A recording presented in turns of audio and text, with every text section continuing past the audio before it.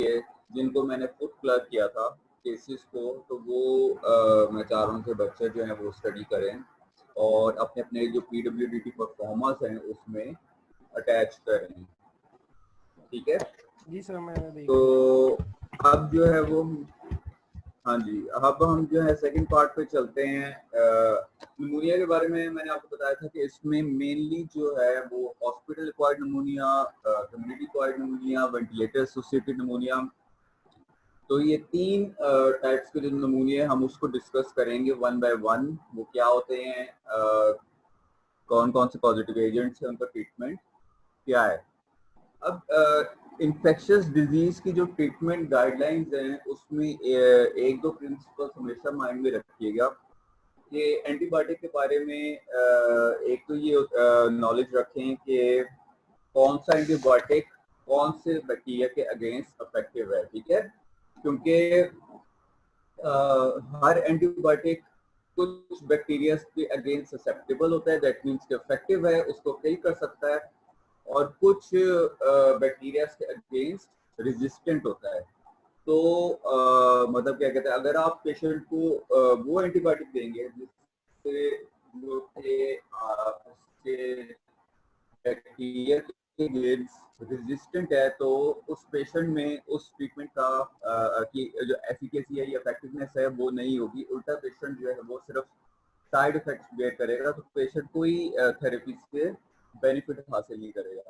तो हमने तो जो प्रिंसिपल्स पढ़े थे उसमें ये है कि बेस्ट ये कि पेशेंट के स्पूटम सैंपल से या ब्लड सैंपल से हम कल्चर टेस्ट करें। कल्चर टेस्ट में आइडेंटिफाई करें कि कौन सा बैक्टीरिया या पैथोजन इस पेशेंट में पॉजिटिव एजेंट है। ठीक है, पैथोजन को आइडेंटिफाई करें, उसी बेस पे ससेप्टेबिलिटी की जो है वो क्राइटेरिया की बेस पे हम लोग सूटेबल एंटीबायोटिक को सिलेक्ट करें और उस पेशेंट में ट्रीटमेंट स्टार्ट करें।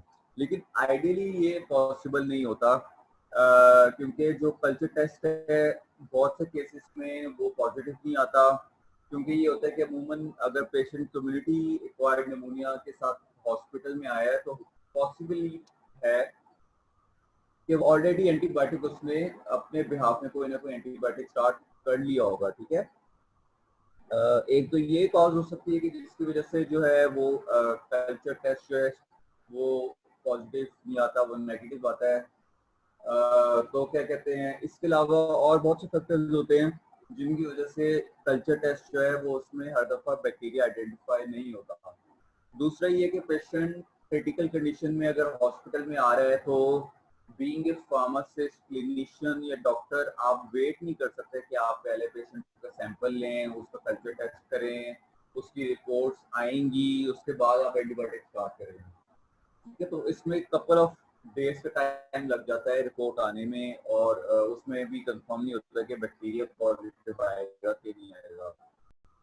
तो हम एम्पेरिकल जो है एंटीबायोटिक थेरेपी स्टार्ट करवाते हैं, क्योंकि पेशेंट में हम मजीद जो है वो ट्रीटमेंट को डिले नहीं कर सकते। पेशेंट क्रिटिकल कंडीशन में हो सकता है, या फिर किसी वजह से हमें जो एंटीबायोटिक ट्रीटमेंट है वो फौरन स्टार्ट करना ज़रूरी है। तो एम्पेरिक ट्रीटमेंट का मतलब ये है कि पेशेंट में जो बैक्टीरिया है वो किसी टेस्ट रिपोर्ट से आइडेंटिफाई नहीं हो पाया, लेकिन हम जो है वो उसमें एंटीबायोटिक स्टार्ट करते हैं based on our own experience and knowledge।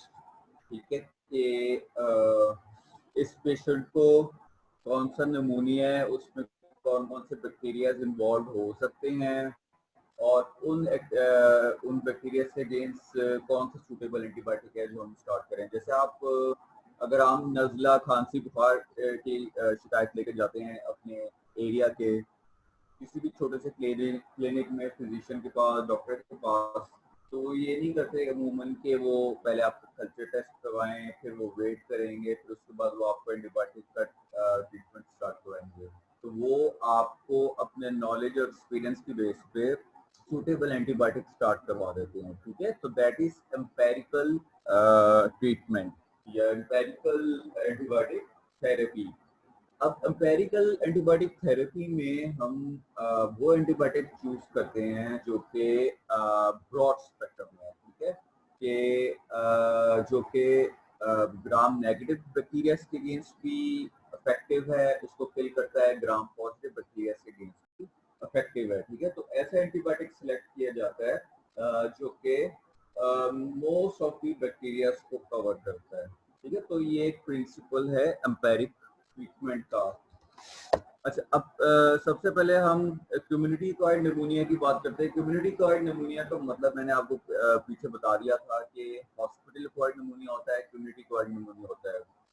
Community acquired pneumonia का मतलब ये है कि पेशेंट निमोनिया जो है वो उसने अपनी कम्युनिटी से एक्वायर किया है और हॉस्पिटल आने से पहले ही जो है, या वो पेशेंट जो है वो डॉक्टर को रिपोर्ट करने से पहले ही निमोनिया का शिकार हो गया था। ठीक है, मतलब वो अपने घर से या मतलब कहीं पे भी जो है वो उसने इन्फेक्शन को कैच किया है और वो हॉस्पिटल एडमिट होने से पहले ही ऑलरेडी निमोनिया की शिकायत का शिकार था, तो इसको कहते हैं कम्युनिटी एक्वायर्ड निमोनिया।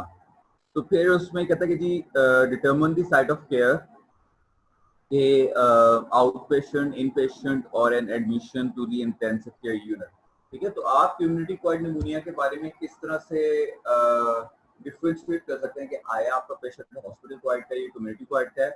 उसमें आप पेशेंट का जो स्टेटस है कि वो इस वक्त कहाँ पे रिजाइड कर रहा है उसको चेक कर रहे हैं। ठीक है, फॉर इंस्टेंस अगर पेशेंट जो है वो ओपीडी में आया है, ओपीडी आउट पेशेंट में आके उसने रिपोर्ट किया डॉक्टर को बुखार, नजला, खांसी, जुकाम शिकायत के साथ, शॉर्टनेस ऑफ ब्रेथ के साथ, तो that is community acquired case. ठीक है, अगर आपका पेशेंट इन पेशेंट है, ये अभी आगे हॉस्पिटल एक्वायर्ड निमोनिया में मैं आपको बताऊंगा कि हॉस्पिटल एक्वायर्ड निमोनिया या नोजोकोमल इन्फेक्शन वो इन्फेक्शन होती है जो पेशेंट जब हॉस्पिटल में एडमिट हुआ तब उसको नहीं थी, लेकिन हॉस्पिटल में वो आया तो किसी और ट्रीटमेंट के लिए था, किसी और बीमारी के लिए एडमिट हुआ था, लेकिन वहां पे उसने बैक्टीरिया को एक्वायर किया है और उसने निमोनिया की शिकायत को डेवलप कर लिया है। ठीक है, तो that is hospital acquired pneumonia. तो आपने देखने के जी पेशेंट जो है वो आपका आईसीयू में एडमिट था या फिर वो आउट पेशेंट में था या वो इन पेशेंट जो है वो वार्ड में एडमिट था। ठीक है, तो उसकी बेस में यू कैन इजीली आइडेंटिफाई कि इस पेशेंट को कौन सा केस निमोनिया का हो सकता है। अब why is it important to determine कि पेशेंट को कम्युनिटी एक्वायर्ड निमोनिया हो सकता है, हॉस्पिटल एक्वायर्ड निमोनिया हो सकता है। उसकी रीजन ये है कि दोनों इन्फेक्शंस में, दोनों टाइप के निमोनिया में जो बैक्टीरिया या पॉजिटिव एजेंट्स है वो डिफरेंट है। ठीक है, तो कम्युनिटी एक्वायर्ड निमोनिया में जो यूजुअली पॉजिटिव एजेंट्स या बैक्टीरियाज हैं वो डिफरेंट है as compared to those bacterias which are involved in hospital acquired pneumonia. Usually ये हमेशा माइंड में रखेगा कि जितनी भी नोजोकोमल इन्फेक्शन होती हैं, क्योंकि हॉस्पिटल जो है वो बीमारियों का गढ़ है, वहाँ पे दुनिया जहाँ की बीमारियां लेके लोग जो है वो ट्रीटमेंट के लिए आ रहे हैं, तो हॉस्पिटल इन्वायरमेंट में मोस्ट रेजिस्टेंट और मोस्ट क्या कहते हैं लीथल टाइप के जो बैक्टीरियाज हैं वो प्रेजेंट होते हैं। इसीलिए कहते हैं कि जी बच्चों को हॉस्पिटल ना लेके जाएं, कम से कम लोग जो है वो हॉस्पिटल का एक्सपोजर करें। ठीक है, अगर बहुत ज्यादा जरूरत हो सिर्फ तब करें। तो जो हॉस्पिटल इन्वायरमेंट है उसमें मोस्ट रेजिस्टेंट टाइप के जो बैक्टीरियाज हैं वो प्रेजेंट होते हैं, और हॉस्पिटल एक्वायर्ड निमोनिया में जो बैक्टीरियाज ये पॉजिटिव एजेंट इन्वॉल्व होते हैं, दे आर एक्सट्रीमली रेजिस्टेंट और उनके खिलाफ बहुत ही जो है वो एग्रेसिव एंटीबायोटिक थेरेपी स्टार्ट करनी पड़ती है। ठीक है, तो दिस इज इम्पोर्टेंट कि आप डिटरमिन करें कि अगर आपका पेशेंट जो है कम्युनिटी एक्वायर्ड निमोनिया का केस है या हॉस्पिटल एक्वायर्ड निमोनिया का केस है। ठीक है, तो इनिशियल एंटीमाइक्रोबियल थेरेपी में लार्जली एम्पेरिकल, ठीक है, एम्पेरिकल को मैंने आपको बता दिया था कि पॉजिटिव एजेंट आइडेंटिफाई नहीं हुआ, लेकिन आपने के बैक्टीरिया जो कि डायबिटीज पे ज़्यादा जो है वो कॉमन होते हैं, तो ये आप जो है ओवर टाइम जो है वो अपना नॉलेज अगर आप इम्प्रूव करेंगे regarding the bacteria involve in causing pneumonia और कौन सा जो है वो केस में कौन सा जो बैक्टीरिया है वो इन्वॉल्व हो सकता है, उसी की बेस पे फिर आप जो है सूटेबल एंटीबायोटिक सेलेक्ट कर सकते हैं। ठीक है, तो आपको जब एक ये नॉलेज होगा कि अच्छा ओल्ड एज पेशेंट है, डायबिटिक है, तो इसमें मोस्ट प्रोबेबली ये बैक्टीरिया हैं जो कि निमोनिया कॉज करते हैं, तो उसके अगेंस्ट जो है वो आप फॉरन जो है वो सूटेबल एंटीबायोटिक स्टार्ट कर सकते हैं। First dose of antibiotic therapy within 4 hours have been shown to have lower mortality. इसका मतलब ये है कि जैसे ही पेशेंट आइडेंटिफाई हो विद निमोनिया या सिम्टम्स डेवलप करे निमोनिया के, फौरी तौर पे उसमें जो है वो एंटीबायोटिक को स्टार्ट कर दिया जाए ताकि पेशेंट जो है वो प्रिवेंट कर सके फर्दर कॉम्प्लिकेशन से। अच्छा, फिर ये न्यूमोनिया सिवियरिटी इंडेक्स है ब्रिटिश थोरेटिक सोसाइटी कर्व 65 क्राइटेरिया। ये आगे मैं आपको चार्ट दिखाता हूँ। ये क्राइटेरिया है जो कि क्या कहते हैं, जो कि हेल्प करता है in determining the severity of pneumonia और हेल्प करता है इन मेकिंग डिसीजन कि आप अपने पेशेंट को जो है वो डिस्चार्ज कर दें, घर भेज दें, या अपने पेशेंट को जो है वो अभी आपने हॉस्पिटल में एडमिट करना है, वार्ड में एडमिट करना है, या उसको अगर वो क्रिटिकल कंडीशन में है तो उसको आईसीयू में एडमिट करना है। ठीक है, तो एक क्राइटेरिया जो कि आपके पेशेंट में कितनी सिवियरिटी का निमोनिया है उसको इंडिकेट करता है। ठीक है, तो इसमें स्कोर कार्ड है, जैसे आपने कार्डियोवैस्कुलर सिस्टम रिस्क असेसमेंट की थी, उसी तरह का ये स्कोर कार्ड है कि हर पॉइंट के अगेंस्ट जो है वो, अगर आपके पेशेंट में ये पॉइंट मौजूद है तो आप उसको स्कोर देंगे, नहीं है तो नहीं देंगे। फिर स्कोर को टोटल करेंगे तो नीचे जो है वो स्कोर के अगेंस्ट जो है वो रिस्क क्लास है, और उसके अगेंस्ट जो रिकमेंडेड ऑप्शन है कि अगर आपका पेशेंट रिस्क क्लास 1 का है तो उसको ओपीडी में आप उसको जो है आउट पेशेंट में मेडिकेशन प्रिस्क्राइब करें और उससे कहेंगे वो घर जाके अपनी मेडिकेशन कंटिन्यू कर ले। ठीक है, अगर आपका पेशेंट जो है रिस्क लेवल 4 का है, दैट मीन्स के पेशेंट में बहुत सिवियर किस्म का निमोनिया है, उस पेशेंट को आप वार्ड में हॉस्पिटल में एडमिट करेंगे फौरी तौर पे। ठीक है, तो ये स्कोर कार्ड जो है तो आपको पेशेंट की सिवियरिटी के बारे में बताता है, और दूसरा ये कि आया पेशेंट को ट्रीटमेंट जो है वो घर में देना है, वो घर में जो है खुद ही एंटीबायोटिक स्टार्ट कर ले, या वो उसको हॉस्पिटल में एडमिट करना है, और हॉस्पिटल में एडमिट करना है तो उसको किस वार्ड में, जनरल वार्ड में रखना है या उसको आईसीयू में रखना है। ठीक है, आईसीयू का मतलब ये कि पेशेंट बहुत ही क्रिटिकल कंडीशन में है और उसको बहुत ही ज़्यादा जो है वो क्रिटिकल केयर रिक्वायर्ड है, तो उसके लिए इसको आईसीयू में रखा जा रहा है। अच्छा, अब ट्रीटमेंट में जो है वो एंटी बैक्टीरियल यूज होता है एंटीबायोटिक, क्योंकि अगर बैक्टीरियल इन्फेक्शन है, फिर क्योंकि पेशेंट जो है इन्फेक्शन है, उसमें फीवर होता है, उसको एंटीपायरेटिक देते हैं, वाइटामिन देते हैं उसकी इम्यूनिटी को बूस्ट करने के लिए, ब्रोंकोडायलेटर, स्पूटम थिनर्स देते हैं, क्योंकि इसमें जो कफ है या स्पूटम है वो लंग्स में जो है वो स्टक हो जाता है, और लंग्स के अंदर जो एल्विलाई है उनमें एक्यूमुलेट हो जाता है, जिसकी वजह से पेशेंट की जो ब्रीदिंग कैपेसिटी है, सांस लेने की स्लाइड है वो कमजोर हो जाती है। तो स्पूटम को एक्सपेल करने के लिए हम लोग स्पूटम थिनर्स देते हैं। इसके अलावा एंटी एलर्जीज देते हैं, ठीक है, एंटी हिस्टामिन्स। तो ये जनरली जो है वो मेडिकेशन है, लेकिन इसमें जो है मेन रोल जो है वो एंटीबायोटिक्स है। ठीक है, तो ये फ्लो चार्ट है, ये आपको बताता है कि जी बेस्ड ऑन दी ये जो स्कोर कार्ड है उसके बेस पे कि अब आपने आगे क्या करना है। अगर आपके पेशेंट का जो सिवियरिटी स्कोर है वो लेस देन 90 है, ठीक है, तो उसको आप टेस्ट आउट पेशेंट करेंगे, यानी उसको ओपीडी में आया है, उसको आपने मेडिसिन प्रिस्क्राइब की, उससे कहेंगे वो घर जाके खुद ये जिसमें एजिथ्रोमाइसिन है, क्लेरिथ्रोमाइसिन है, फ्लोरोक्विनोलोन्स है, फिर उसमें अंडरलाइंग रिस्क फैक्टर्स हैं, एस्पिरेशन, अगर पेशेंट में एस्पिरेशन, ये आगे मैं बताऊंगा एस्पिरेशन निमोनिया क्या है, तो ये जो है वो आउट पेशेंट के लिए पॉसिबल ऑप्शनल एंटीबायोटिक्स है। ठीक है, अब आपने उसको सारे एंटीबायोटिक्स नहीं दे देना है, आपने इनमें से कोई एक एंटीबायोटिक को सिलेक्ट करना है। ठीक है, एजिथ्रोमाइसिन दें या क्लेरिथ्रोमाइसिन। तो ये जो है वो based on most cost effective brand available आप पेशेंट को सुटेबल एंटीबायोटिक रिकमेंड कर सकते हैं। फिर अगर आपके पेशेंट का स्कोर जो है मोर देन 90 है तो उसका हम स्पूटम कल्चर टेस्ट करवाएंगे या ब्लड कल्चर टेस्ट करवाएंगे, स्पूटम जो है वो दैट इज बलगम, जो कि पेशेंट जो है वो एक्सपेल करता है ड्यूरिंग कफिंग। तो स्पूटम का कल्चर हम कलेक्ट करते हैं, स्पूटम का सैंपल या ब्लड का सैंपल आप ले सकते हैं। दोनों सैंपल से जो है पेशेंट का बैक्टीरियल कल्चर टेस्ट होता है, जिसमें आइडेंटिफाई करते हैं कि पेशेंट में कौन सा बैक्टीरिया पॉजिटिव एजेंट हो सकता है। ठीक है, तो ये कल्चर टेस्ट है। अगर तो जो कल्चर टेस्ट है वो ग्राम स्टेन्स शो लाइकली पैथोजन, तो हम जो है वो ट्रीटमेंट उसमें स्टार्ट करवा देते हैं according to the suitable antibiotic. लेकिन अगर उसका जो कल्चर टेस्ट है वो नेगेटिव आ रहा है तो उसको हम एम्पेरिक ट्रीटमेंट देंगे। अब एम्पेरिक ट्रीटमेंट क्या है? सेकेंड और थर्ड जनरेशन स्पोरिन प्लस मैक्रोलाइड और एंटीन्यूमोकोकल फ्लोरोक्विनोलिन। ठीक है, अब ये इसमें आपको जनरल क्लास बता रहा है, ये इसमें आपको एग्जैक्ट एंटीबायोटिक का नाम नहीं बता रहा गाइडलाइंस के हिसाब से।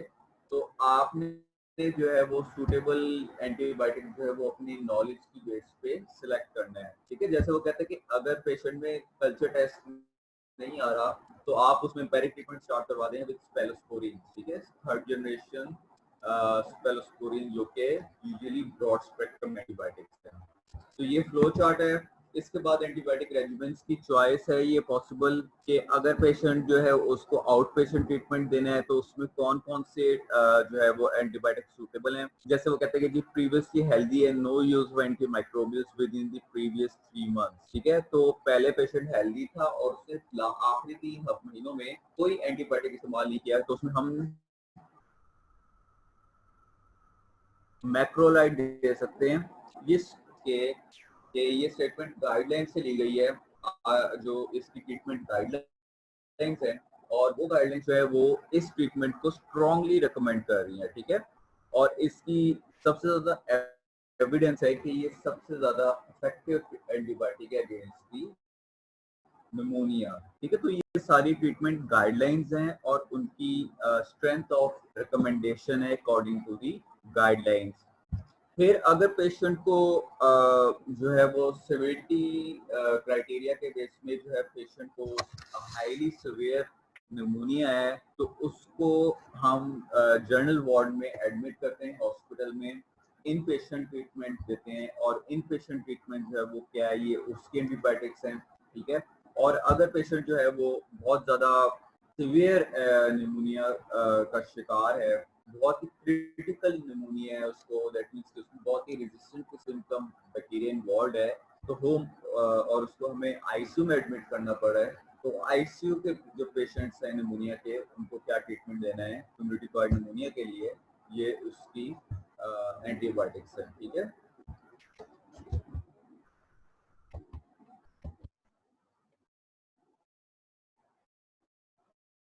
फिर आपने रिकमेंड किया अपने पेशेंट्स में वो इफेक्टिव है, वो फायदा दे रहा है कि नहीं दे रहा। ठीक है, ऑब्वियसली कि पेशेंट क्लिनिकली इंप्रूव होगा ओवर टाइम। क्लिनिकली इंप्रूव होने का क्या मतलब ये है कि उसके जो साइन एंड सिम्टम्स हैं वो निमोनिया के कम होना शुरू हो जाएंगे या ऐसा ऐसा गायब होना शुरू हो जाएंगे। क्या है कि पेशेंट पॉजिटिव आउटकम्स के depends largely on the choice of the antimicrobial agent and the patient status. ठीक है, तो पॉजिटिव ट्रीटमेंट आउटकम का मतलब ये है कि आपने जो ट्रीटमेंट अपने पेशेंट को दिया है वो उसको फायदा दे रहा है और उसका जो निमोनिया है वो ऐसा ऐसा ट्रीट हो रहा है। ठीक है, so patient should be afebrile for 48 to 72 hours and should have no more than one CAP associated sign and symptoms। ठीक है, तो ये क्राइटेरिया है जिसकी बेस पे आप अपने ट्रीटमेंट को इफेक्टिव या अच्छा इफेक्टिव कह सकते हैं। वो क्या कि पेशेंट जो है वो ट्रीटमेंट के बाद कम से कम 2 दिन तक जो है वो उसको बुखार ना हो। ठीक है, और क्योंकि आपको पता है निमोनिया में बुखार होता है, एक साइन है उसका।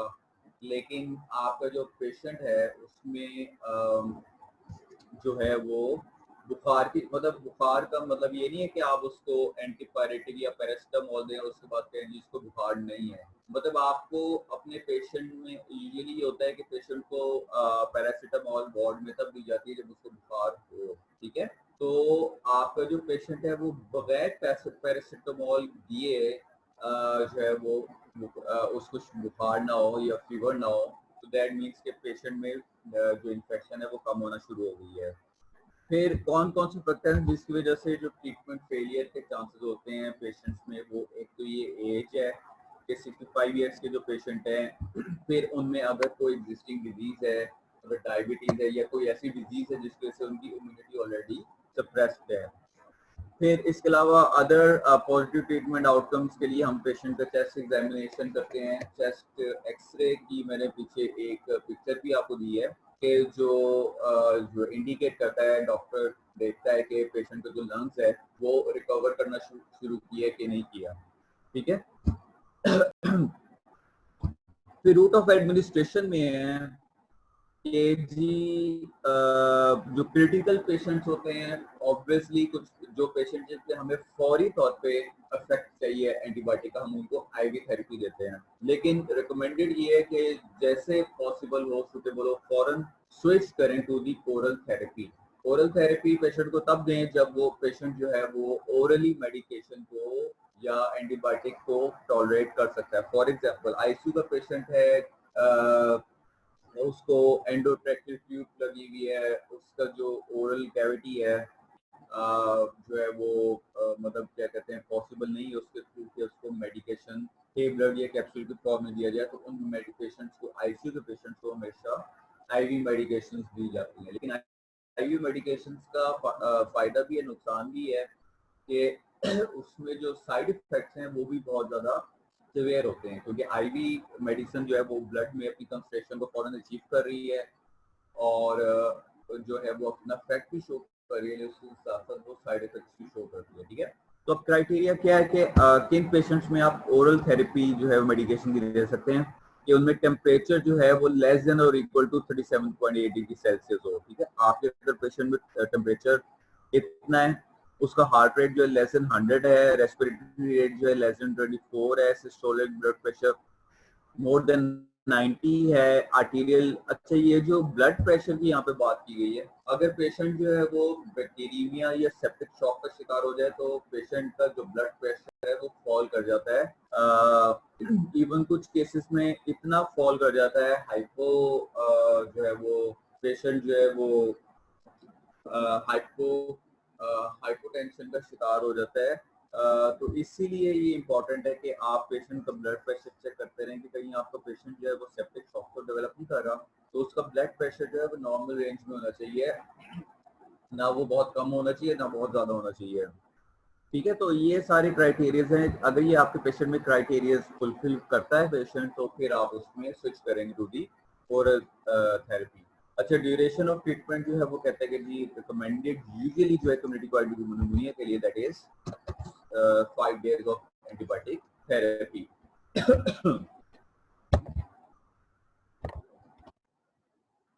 अच्छा, फिर दूसरा एस्पिरेशन निमोनिया। एस्पिरेशन का मतलब ये होता है, ये थोड़ा कॉन्सेप्ट समझ लीजिएगा कि क्योंकि आपको पता है कि आपकी जो ओरल कैविटी है, ओरल कैविटी के बाद जो है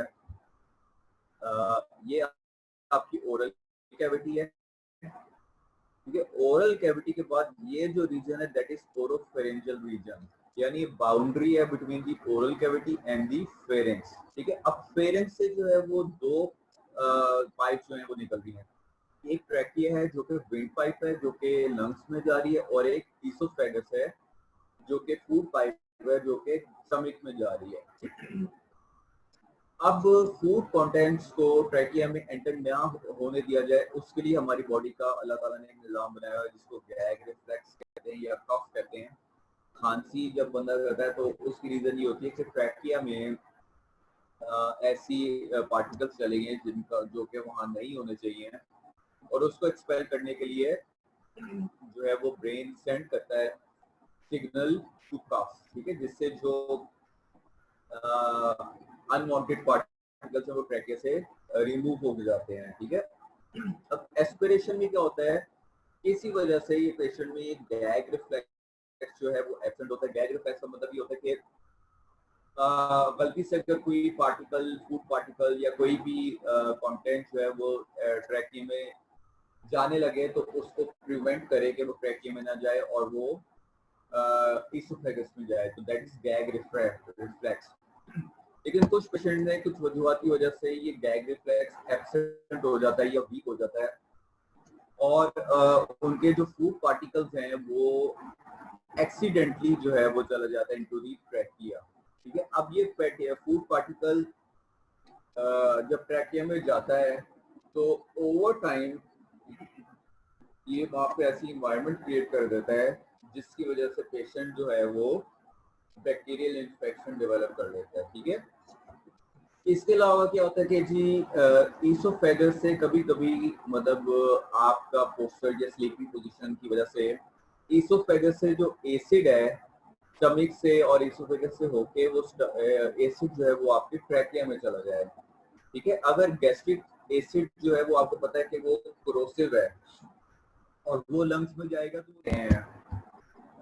मतलब गैस्ट्रिक एसिड है वो क्या कहता है एल्वुलाई में चला जाता है, लंग्स के डिफरेंट पार्ट में चला जाता है और गैस्ट्रिक एसिड वहाँ पे फिजिकली इंजरी कॉज करता है जिसकी वजह से लंग्स का जो डिफेंस मैकेनिज्म है टू फाइट एनी इन्फेक्शन वो डिस्टर्ब हो जाता है, डिस्ट्रॉय हो जाता है और पेशेंट निमोनिया की शिकायत डेवलप कर लेता है। This is aspiration pneumonia. ठीक है, तो ये कॉन्सेप्ट को समझना जरूरी है। एस्पिरेशन निमोनिया में कहते हैं toxic materials cause pneumonia when gastric acid enters the lungs due to the depressed mental status. ठीक है, किसी भी वजह से पेशेंट में कफ या गैग रिफ्लेक्स एब्सेंट हो जाए या वीक हो जाए क्योंकि होता है पेशेंट के माइंड से या ब्रेन से। ठीक है, अगर ब्रेन किसी वजह से वीक है या फिर ब्रेन किसी वजह से इतना अलर्ट नहीं है तो उसकी वजह से गैग रिफ्लेक्स वीक होता है और उसकी वजह से पेशेंट ड्रॉन हो जाता है to development of the aspiration pneumonia. ठीक है, तो उसकी वजह से इंजरी होती है लंग्स को जिसकी वजह से पेशेंट इजीली डेवलप कर लेता है सेकेंडरी बैक्टीरियल निमोनिया। ठीक है, this results in when normal host lung defense have been damaged or altered। जो एसिड है वो पेशेंट के लंग्स को डैमेज करता है, इंजरी कॉज करता है, वहां पर जख्म करता है जिसकी वजह से इन्फेक्शन होने के चांसेस बढ़ जाते हैं, जिसकी वजह से पेशेंट में हाइपोक्सीमिया होता है, शॉक होता है, फ्लूइड शिफ्ट होता है, हेमोरेजेस होती है, इंटरनल ब्लीडिंग होती है लंग्स के अंदर।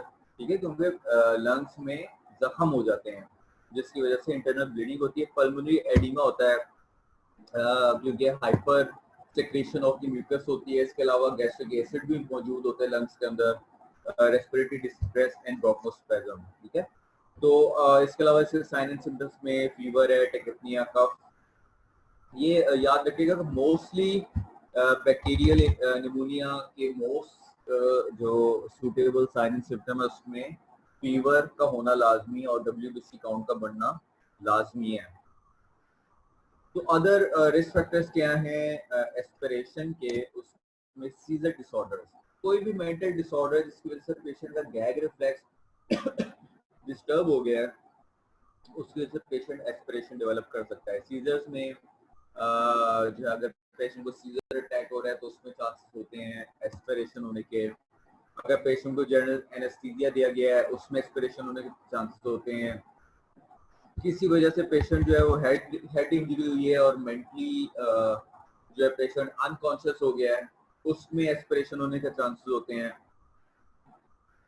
फिर किसी वजह से न्यूरोलॉजिकल डिसऑर्डर्स की वजह से पेशेंट में जो स्वेलिंग मैकेनिज्म है वो वीक हो गया है कि जो हमारी उस पेशेंट में जो है वो एपिग्लॉटिस या ओरोफेरिंजियल कैविटी में जो मैकेनिज्म है कि फूड पाइप से फूड जो है वो ट्रैकिंग में ना जाए वो वीक हो गया। तो किसी भी वजूहत या पेशेंट को वो ऑलरेडी हॉस्पिटलाइज है उसको नेजोगैस्ट्रिक ट्यूब दी जा रही है या एंडोट्रैकिक ट्यूब दी जा रही है, उसकी वजह से जो है वो पेशेंट में एस्पिरेशन हो सकती है। ये नीचे जो डायग्राम है ये एंडोट्रैकियल ट्यूब के लिए के हवाले से है कि किस तरह से एंडोट्रैकियल ट्यूब की वजह से पेशेंट में एस्पिरेशन निमोनिया हो सकता है। एंडोट्रैकियल ट्यूब के लिए जो है वो नेक में कट लगाया जाता है। ठीक है, और उसके बाद जो ट्यूब है उसको डायरेक्टली एंटर किया जाता है इनटू दी ट्रैकिया। ये उस केस में किया जाता है जो यूजुअली आईसीयू के पेशेंट्स में या वो पेशेंट जो अनकॉन्शियस है और वो ओरली जो है वो मेडिकेशन नहीं ले पा रहे या उनको जो है वो ब्रीदिंग रिक्वायर्ड है, वो ओरली ब्रीदिंग नहीं कर पा रहे, तो उनमें जो है ये एंडोट्रैकियल ट्यूब या नेजोगैस्ट्रिक ट्यूब, नेजो जो है वो नेजल कैविटी से इंसर्ट की जाती है और एंडोट्रेकियल ट्यूब जो है वो इधर नेक में पेशेंट के एक कट लगाया जाता है और डायरेक्टली नेक से ट्रैकिया के अंदर ट्यूब को डाल दिया जाता है। तो उस वजह से भी पेशेंट में एस्पिरेशन कभी कभी हो सकती है। ठीक है, फिर ये ट्रीटमेंट है एस्पिरेशन निमोनिया का। अच्छा, एस्पिरेशन निमोनिया भी दो टाइप के हो सकते हैं। एक पेशेंट घर में था, ओल्ड एज पेशेंट है या सीजर्स का पेशेंट है, एपिलेप्सी का पेशेंट है और घर में उसने एस्पिरेशन की शिकायत डेवलप की, उसके बाद निमोनिया डेवलप किया, तो ये जो है कम्युनिटी एक्वायर्ड एस्पिरेशन निमोनिया है। ठीक है, और उसमें ये बैक्टीरियाज इन्वॉल्व होते हैं। दूसरा जो है हॉस्पिटल एक्वायर्ड निमोनिया के पेशेंट हॉस्पिटलाइज्ड हुआ, फॉर इंस्टेंस वो हेड इंजरी की वजह से पेशेंट का एक्सीडेंट हुआ, उसकी हेड इंजरी हुई, वो मेंटली अनकॉन्शियस हुआ, उसको आईसीयू में एडमिट किया गया और आईसीयू में एडमिट होने के बाद एंडोटेक्टल ट्यूब की वजह से या किसी भी वजह से पेशेंट ने एस्पिरेशन डेवलप की और एस्पिरेशन के बाद उसने निमोनिया डेवलप कर लिया, तो that is a hospital acquired aspiration pneumonia. ठीक है, तो और उसके बैक्टीरिया ये हैं। तो इसमें जो है वो ट्रीटमेंट में aggressive supportive therapy with ventilation, oxygen supplementation and fluid supplementation. ठीक है, रिप्लेसमेंट। इन पेशेंट में जो है वो वेंटिलेशन की जाती है उनको, क्योंकि वो एक्सपिरेशन की वजह से, क्योंकि उनके लंग्स के अंदर जो है वो ऑब्स्ट्रक्शन हो गई है या लंग्स के अंदर ऐसे पार्टिकल्स चले गए हैं जिसकी वजह से उनकी सांस लेने की सलाहियत वीक हो गई है या उनके लिए सांस लेना मुश्किल हो रहा है, तो उनको हम एक्सटर्नली सपोर्ट देते हैं ऑक्सीजन की वेंटिलेशन के थ्रू। ठीक है, अच्छा, एस्पिरेशन यूजुअली लाजमी नहीं कि एस्पिरेशन के बाद हर पेशेंट जो है निमोनिया डेवलप कर ले। तो अगर आप पेशेंट को टाइमली उसके जो एस्पिरेट या उसके लंग्स में जो जो पार्टिकल्स गए हैं उनको रिमूव कर दें, तो पेशेंट जो है वो इन्फेक्शन डेवलप करने से बच जाता है। तो आपने पहले अपने पेशेंट में कंफर्म करना है कि एस्पिरेशन के बाद आपके पेशेंट ने कहीं निमोनिया डेवलप किया है कि नहीं किया। वही बात है कि निमोनिया होगा तो पेशेंट में इन्फेक्शन होगी तो फीवर हो जाएगा, WBC काउंट बढ़ जाएगी।